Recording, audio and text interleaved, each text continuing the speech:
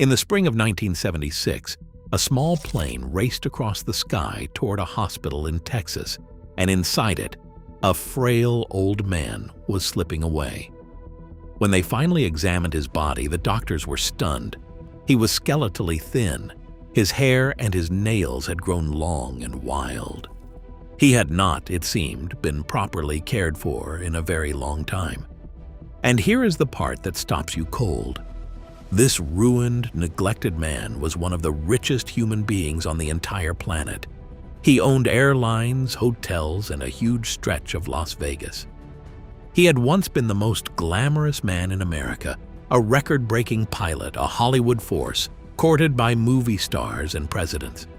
And he had ended, by his own choice, hiding in the dark, so cut off from the world that they had to identify his body by his fingerprints. This is the story of a man who had everything money could possibly buy and used it in the end to disappear. Because power and money are never far apart. His name was Howard Hughes. And to understand the darkness at the end, you have to see the blazing light at the beginning. He was born in the early years of the 20th century, and his father was a clever inventor who had created a special drilling tool that the booming oil industry desperately needed. The father patented it, leased it to the oil companies rather than selling it, and built a steady, powerful stream of wealth. When both his parents died while Howard was still very young, the boy inherited the company and with it a fortune before he had even fully grown up. But young Hughes did not want to sit quietly and collect the money his father's tool produced. He wanted to fly. He wanted to make films. He wanted to be famous. And he had the fortune to chase every one of those dreams at once. And chase them he did, with a boldness that made him a legend.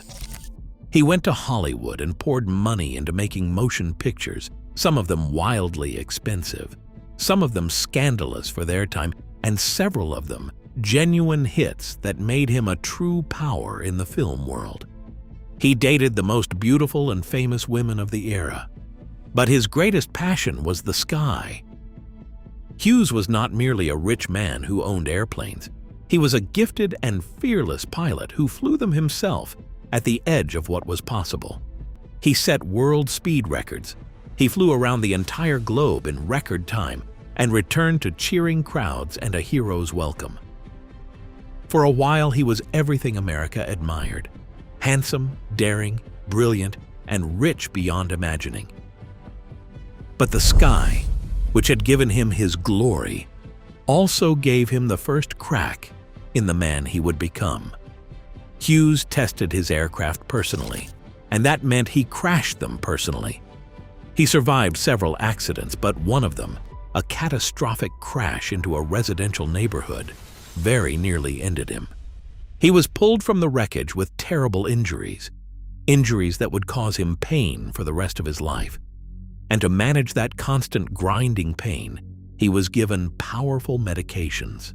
Slowly, quietly, over the years that followed, a dependency took hold that would tighten its grip until the very end. The crash that he survived may have been, in the long run, the thing that destroyed him. There was something else, too, something that had been with him, in small ways, for a long time, and that grew heavier as the years passed. Hughes struggled with what we would today recognize as a serious and painful mental illness, an overwhelming fear of germs and contamination, and compulsions he could not control. In his healthier years, he had managed to hide it, to function, to keep the brilliant public face intact. But as the pain, the medication, and the isolation deepened, the illness grew stronger than the man. He began to withdraw. He gave elaborate, strange instructions to the people around him about cleanliness. He started to close himself off from a world that suddenly felt, to him, dangerous and unclean. And here the story turns from triumph into something quiet and heartbreaking. The most glamorous man in America began, step by step, to vanish. He stopped appearing in public. He moved into the darkened top floors of hotels he often owned outright, sealing the windows, keeping the curtains drawn against the daylight. He surrounded himself with a small circle of attendants who carried his messages to the outside world, so that this immensely powerful man, who still controlled a business empire worth a fortune, was now running it entirely from behind a closed door, through notes and phone calls, unseen by almost everyone. Picture the strangeness of it. Decisions affecting thousands of employees, vast sums of money, whole companies, all flowing out of a single dim room where a thin, suffering man sat cut off from sunlight and human touch. His wealth, which could have bought him the finest care in the world, the best doctors, every comfort imaginable, instead became the very thing that allowed him to hide. Because he was so rich, no one could force him to do anything. Because he owned the hotels, no one could turn him out. Because he controlled the money, the people around him had every reason to obey rather than to help. His fortune did not rescue him from his illness. It built him a luxurious prison and locked the door from the inside. He drifted in this way for years, moving in secret from one darkened refuge to another, in one country after another, his condition worsening, his body wasting, until that final flight across the Texas sky, where the richest recluse in the world quietly came to his end.